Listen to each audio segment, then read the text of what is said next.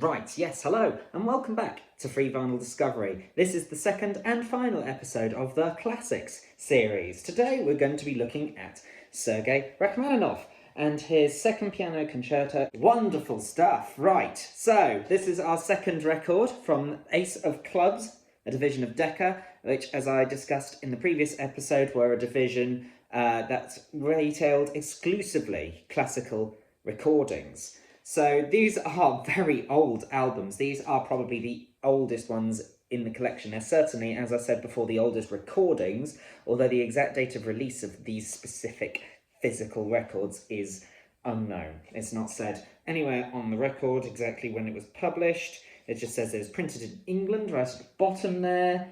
And this is what it looks like. It really is very old-fashioned. I'm very grateful for the sleeves here, more so than in most of the records that we've got in the pile, because we've got to preserve this little bit of history. There is a lot of stainage on this one, which is interesting. I'm not sure why it's interesting, but here we are. So how does this compare to the other record in the collection? Well, I actually enjoyed this significantly more, especially considering how many times I went through and tried to listen to the ballets.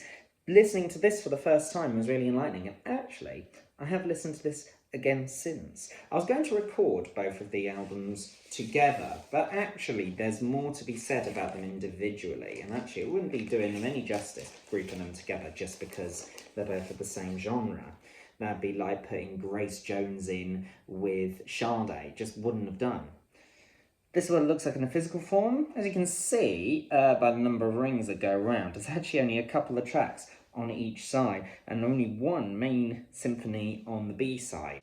But that first half of the A side was really enlightening. I was really apprehensive to go into the classical albums, but there's something so wonderful about listening to Rachmaninov that really got me in. It weirdly reminded me of the Alan Parsons project, specifically the work on The Turn of a Friendly Card, which I listened to straight after, and it didn't really compare, but for some reason I was totally drawn in and I was like, oh my god, this is like the Alan Parsons project. It was really bizarre to me.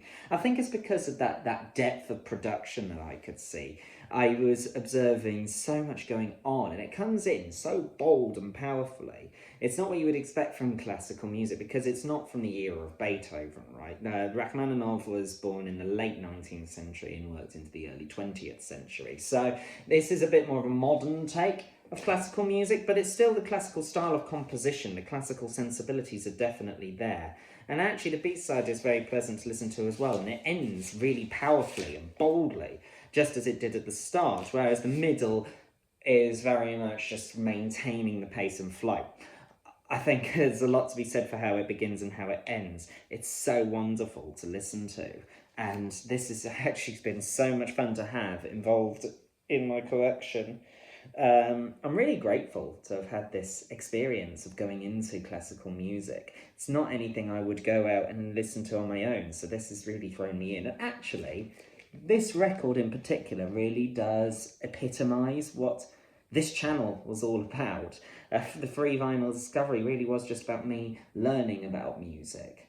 And I have had an education with this, because it's introduced me to classical music. Now, I'm not going to make any empty promises and say I'm going to listen to a lot of classical music here on in.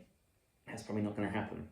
But what this has done is it's given me a great respect for it, and has opened my eyes, and it has, at the very least, if nothing else, given me a classical record that I will know I can come back to and enjoy very much.